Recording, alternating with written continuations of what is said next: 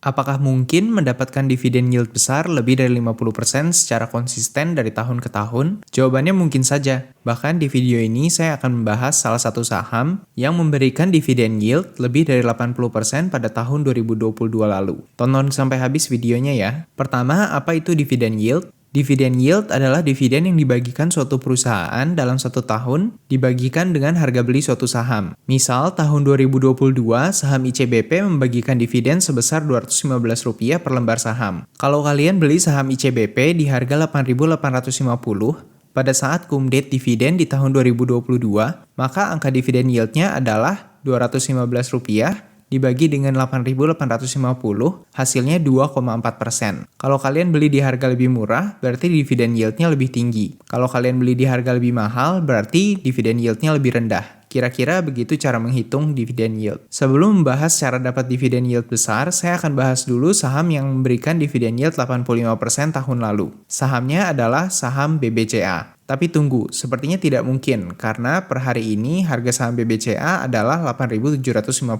sedangkan dividennya hanya Rp155 pada tahun 2022.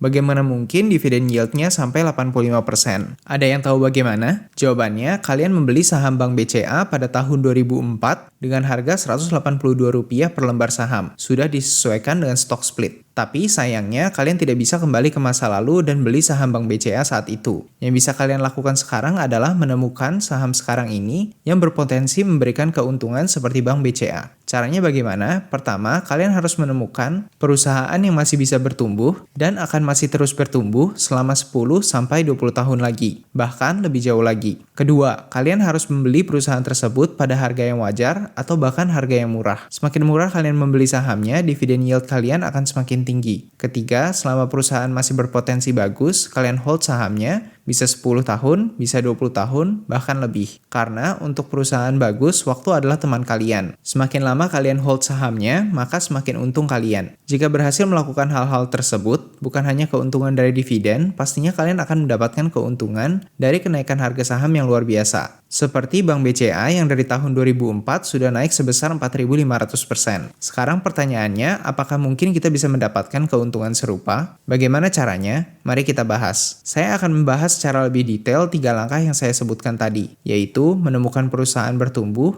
membeli di harga yang rendah, dan menyimpan sahamnya untuk jangka panjang. Tentu saja, walaupun simple, langkah-langkah ini tidak mudah dilakukan. Tapi saya akan jelaskan konsepnya sehingga setidaknya mindset kita saat investasi bisa sejalan dengan tujuan kita. Langkah pertama, menemukan perusahaan bertumbuh. Idealnya kita ingin menemukan perusahaan yang masih bisa bertumbuh dalam 10-20 tahun ke depan. Contoh, untuk perusahaan consumer goods, kita bisa lihat dari sisi distribusi. Apakah distribusi produk sudah menjangkau satu Indonesia? Selain pasar Indonesia, apakah produk bisa menjangkau pasar internasional? Apakah perusahaan bisa menambah brand baru?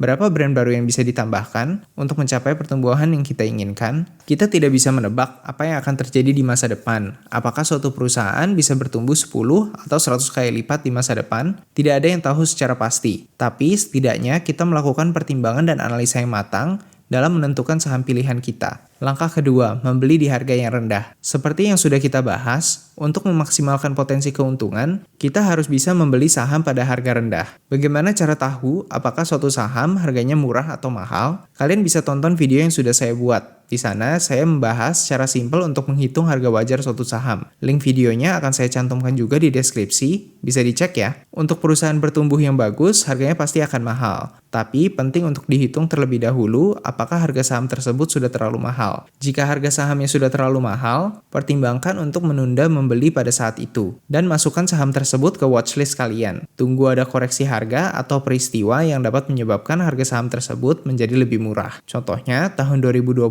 banyak sekali saham yang mengalami penurunan harga luar biasa. Jika membeli saham di saat itu, mungkin tidak perlu menunggu waktu lama untuk mendapatkan keuntungan yang besar. Langkah ketiga, simpan sahamnya untuk jangka panjang. Setelah menemukan perusahaan bertumbuh dan membelinya di harga yang murah, kalian cukup menyimpan sahamnya untuk jangka panjang. Hal ini tentu tidak mudah, karena harga saham pasti akan naik turun. Saat harga naik, pasti ada keinginan untuk take profit. Dan saat harga turun, pasti ada keraguan akan analisa kita dan akhirnya jual sahamnya terlalu cepat. Selama perusahaan masih bagus dan masih sesuai dengan analisa kita, simpan saja sahamnya. Jika bisa disimpan, kalian bisa simpan selama 10 tahun, 20 tahun, bahkan seumur hidup, asalkan perusahaan tersebut masih bagus. Pastikan untuk pantau keadaan fundamental perusahaan dari laporan keuangan kuartal dan laporan tahunannya. Demikian untuk video kali ini, semoga videonya membantu. Perlu diingat bahwa video ini hanya untuk tujuan edukasi dan bukan ajakan atau larangan untuk melakukan investasi tertentu. Semua investasi harus dianalisa sendiri karena uang kalian adalah tanggung jawab kalian. Jadi jangan mudah percaya dengan orang di internet. Terima kasih sudah menonton. Jika kalian ingin investasi dan ingin hidup dari dividen, kalian bisa nonton video saya di sini. Di videonya saya membahas perhitungan dan cara untuk hidup dari dividen. Tonton videonya ya.